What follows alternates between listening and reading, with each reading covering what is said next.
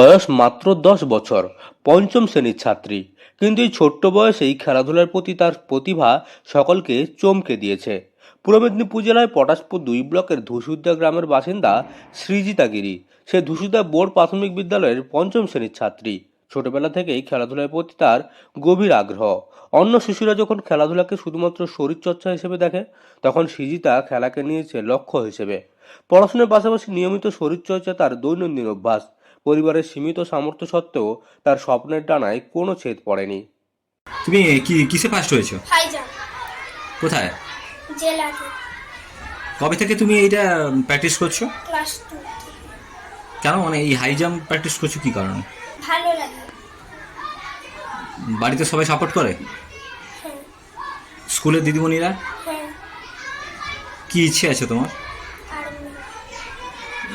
সৃজিতার দিন শুরু হয় খুব ভোরে।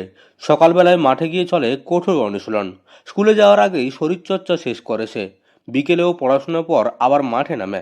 হাই জাম্পে তার দক্ষতা ধীরে ধীরে সকলের নজর কেড়েছে। শিক্ষক শিক্ষিকারাও তার প্রতিভা দেখে উৎসাহিত দিয়েছেন। সম্প্রতি জেলা বার্ষিক আন্তঃক্রীড়া প্রতিযোগিতায় হাই জাম্প বিভাগে অংশ নিয়ে সে একের পর এক প্রতিদ্বন্দ্বীকে পিছনে ফেলে দেয়। শেষ পর্যন্ত জেলা চ্যাম্পিয়নে শিরোপা জিতে নেয় এই ক্ষুদে সৃজিতা। তার সাফল্যে খুশির হাওয়া বইছে গোটা গ্রামে। সৃজিতার বাবা পেশায় একজন টোটো চালক। সীমিত আয়ে সংসার চালানো সহজ নয়। মেয়ের পড়াশোনা ও খেলাধুলায় খরচ চালাতে গিয়েই প্রায় হিমশিম খেতে হয় তাকে। তবুও মেয়ের প্রতিভা থেকে কোনোদিন মুখ ভার করেননি।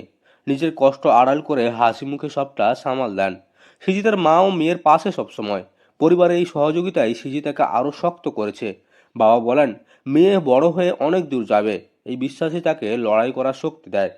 আমার খুব ভালো লাগছে। আমার চাকরি জীবন 26 বছর।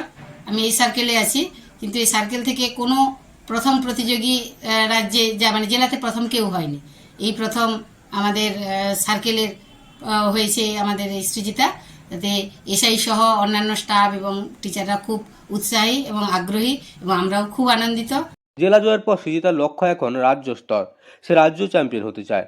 খেলাধুলার পাশাপাশি তার মনে রয়েছে আরও এক বড় স্বপ্ন। সে একদিন ভারতীয় সেনাবাহিনীতে যোগ দিতে চায়।